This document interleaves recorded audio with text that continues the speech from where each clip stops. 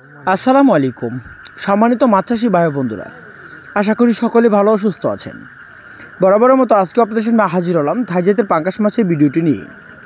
তো আজকে যে মাছের পোনাগুলো দেখতে পাচ্ছেন ভিডিওটি লক্ষ্য করে, এই মাছের পোনাগুলো হলো 100 থেকে 150 পিস 1 কেজিতে থাই জাতের পাঙ্গাস মাছের পোনা।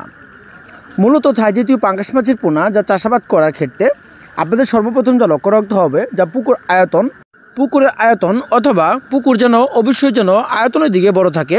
তৃতীয় কথা হলো, যে পুকুরে মাছের পোনাগুলো চাষ করবেন দিনের 4 থেকে 5 ঘন্টা রোদে আবহাওয়া পড়তে পারে এমন একটা পুকুর নির্বাচন করতে হবে থাই জাতীয় পাঙ্গাস মাছের পোনার জন্য।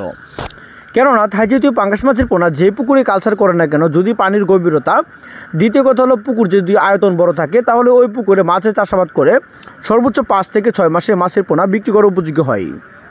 থাই জাতীয় পাঙ্গাস মাছের পোনা দেখা যাচ্ছে পুকুরে কালচার করার ক্ষেত্রে প্রতি শতাংশে আপনারা যদি পানির গভীরতা যদি 6 থেকে 7 ফিট থাকে, 100 থেকে 120টা অথবা 150 করে মাছের পোনাগুলো কালচার করতে পারেন প্রতি শতাংশে এককভাবে। থাই জাতীয় পাঙ্গাস মাছের পোনা যে কোনো সাইজের মাছের পোনা আপনারা আমাদের কাছ থেকে সংগ্রহ করতে পারেন। আমাদের কাছে রয়েছে, যদি বড় সাইজের মাছের পোনা আলোচনা করি তাহলে কেজিতে 4টা থেকে 5টা, 8টা থেকে 10টা অথবা 20টা থেকে 25টা অথবা 30 থেকে 40টা। আর যদি তার থেকে ছোটো হয় দেখা যাচ্ছে কেজিতে 100 থেকে 150 অথবা 200 থেকে 300, 400 থেকে 500 অথবা যে কোনো সাইজের মাছের পোনা আপনারা আমাদের কাছ থেকে সংগ্রহ করতে পারেন।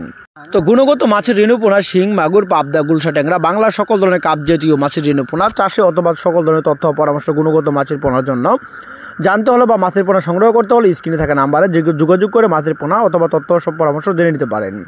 তো আজকে এই পর্যন্ত দেখাবো অন্য একটি ভিডিওতে। সে পর্যন্ত ভালো থাকেন, খোদা হাফেজ।